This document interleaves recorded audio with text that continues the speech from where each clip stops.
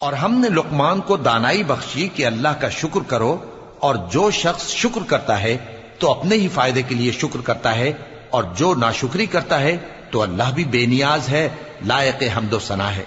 اور اس وقت کو یاد کرو جب لقمان نے اپنے بیٹے کو نصیحت کرتے ہوئے کہا کہ بیٹا، اللہ کے ساتھ شرک نہ کرنا، شرک تو بڑا بھاری ظلم ہے۔ اور ہم نے انسان کو جسے اس کی ماں تکلیف پر تکلیف سہ کر پیٹ میں اٹھائے رکھتی ہے، پھر اس کو دودھ پلاتی ہے، اور آخر کار 2 برس میں اس کا دودھ چھڑانا ہوتا ہے، میں نے تاکید کی ہے کہ میرا بھی شکر کرتا رہے اور اپنے ماں باپ کا بھی،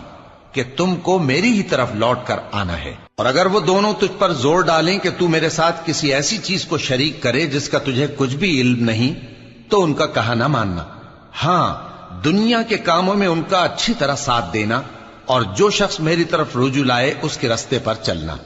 پھر تم کو میری طرف لوٹ کر آنا ہے، تو جو کام تم کرتے رہے ہو سب سے تم کو آگاہ کر دوں گا۔ لقمان نے یہ بھی کہا کہ بیٹا، اگر کوئی عمل چاہے رائی کے دانے کے برابر بھی چھوٹا ہو، اور ہو بھی کسی پتھر کے اندر یا آسمانوں میں مخفی ہو یا زمین میں، اللہ اس کو قیامت کے دن لا موجود کرے گا۔ کچھ شک نہیں کہ اللہ باریک بین ہے، خبردار ہے۔ بیٹا، نماز کی پابندی رکھنا اور لوگوں کو اچھے کاموں کے کرنے کا مشورہ دیتے رہنا، بری باتوں سے منع کرتے رہنا، اور جو مصیبت تجھ پر واقع ہو اس پر صبر کرنا، بے شک یہ بڑی ہمت کے کام ہیں۔ اور تکبر کرتے ہوئے لوگوں کے سامنے گال نہ پھلانا اور زمین میں اکڑ کر نہ چلنا، اس لیے کہ اللہ کسی اترانے والے شیخی خورے کو پسند نہیں کرتا۔ اور اپنی چال میں اعتدال کیے رہنا، اور بولتے وقت ذرا آواز نیچی رکھنا،